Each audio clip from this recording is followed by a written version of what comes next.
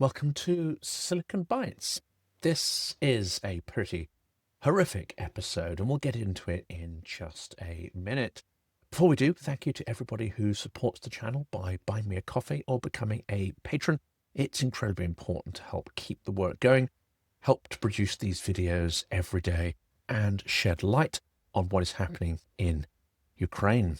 Now let's get into the story. And it is an absolutely horrific story, which stands out even amongst the slew of horrific stories we churn through each day.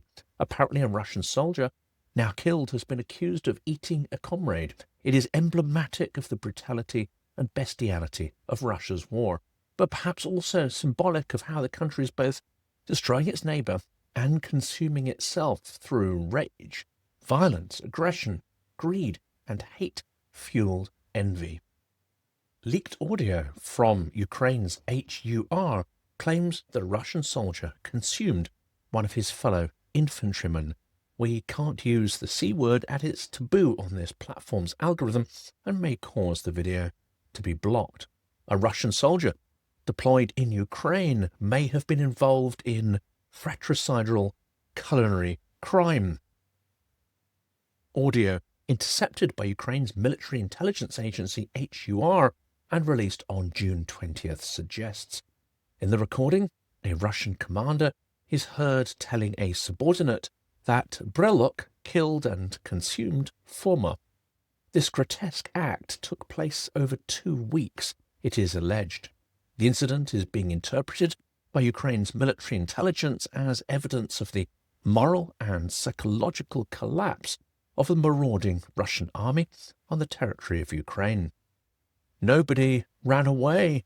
Brelok took him out and then ate him for 2 effing weeks. The speaker heard in the Intercepted has been identified as a commander of a reconnaissance unit from Russia's 68th Motorized Rifle Division. The incident is supposed to have occurred near the villages of Subordinate and Lyman Pershi in the Kupiansk direction of Kharkiv Oblast, and the soldiers in question were from the Russian 52 Separate Reconnaissance Battalion. They say he was a 200. Cargo 200 is a military slang for a killed soldier. Gruz 200. Well, he ate his comrade, and that's something to think about. I was shocked myself, the commander explained. Although it's impossible to verify the authenticity of the story, if true, it's a shocking indictment of the state of discipline in the Russian army, and perhaps reflects the poor quality of recruits, poor logistics, or both. Russia's recruitment system for the war in Ukraine has heavily relied on the country's prisons. Moscow has been recruiting convicts for its war since the summer of 2022, first through Prigozhin's Wagner Group, and then directly via the Ministry of Defense. This has meant that hardened criminals and those guilty of extraordinarily antisocial crimes have been unleashed on Ukraine. Some convicts even survived their contract periods and returned to Russia to terrorize and kill civilians. Prisoners convicted of violent crimes were promised a pardon after completing a 6-month military contract.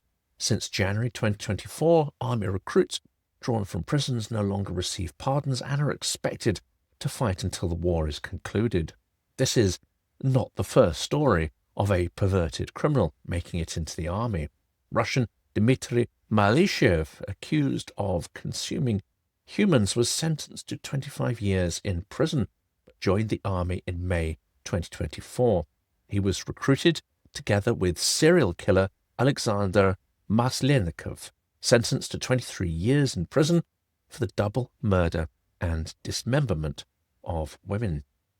Abuse is rife within the ranks of the Russian army and is attested to by numerous videos that have been released of beatings and even murders by Russian commanders of their own troops. Mistreatment and breakdown of discipline have caused desertions and some mutinies in the Russian army.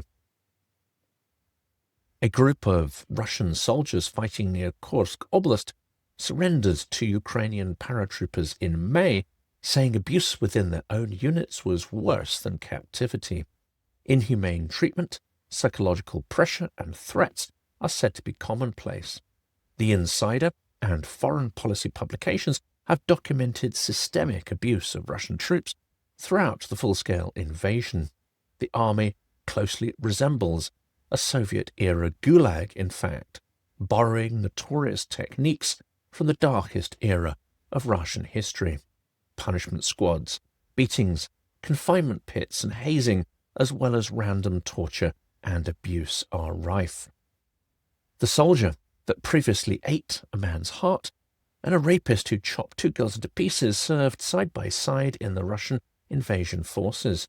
Dmitry Malyshev became famous in Russia 10 years ago when he killed a Tajik migrant worker that he knew, cut out his heart, fried it with vegetables and ate it. For this and numerous other crimes he was sentenced to prison for 25 years. Malyshev is currently serving in the army and posts photos on social media with that other Russian murderer, Alexander Maslenikov, who became known as a rapist and murderer of two girls, as we've mentioned. Volgograd was terrified by rumours of Maslenikov's possible return home in spring 2023. Social media reported on his possible arrival in the region. The murderer, sentenced to 23 years, signed a contract with the Wagner PMC and returned to freedom 6 months later. On social media, Malyshev said that he went to war in Ukraine because of his personal convictions. For the sake of preserving the traditional values of Russia, he said. Well, you can't make this stuff up, unfortunately. Russian world values articulated by the most grotesque of criminals. Alexander and I sat together and signed a contract with the Ministry of Defence in October 2023. We serve in the Storm 5 unit. I've known people who came here from prison just to change the situation. They usually disappear quickly. But I understood why and where I was going. How would you feel if your little daughter was taught at elementary school how to put on a condom? Or if men walk down the street and kiss each other? Is this normal for you? For me, it's not normal. The consumer of humans told reporters. So apparently diversity and tolerance are not okay, but murder, rape, and human consumption are fine, okay. This is Russian world values in action. Ukrainian intelligence agencies have intercepted numerous calls that highlight extreme psychological stress, infighting, and disregard for human life among Russian troops. The HUR campaign I Want to Live has documented summary executions, looting, and soldiers begging to surrender. The Kyiv Post has interviewed Maria, who works as one of Ukrainian intelligence's professional eavesdroppers. She challenged accusations that these intercepts that have been published are faked for propaganda purposes.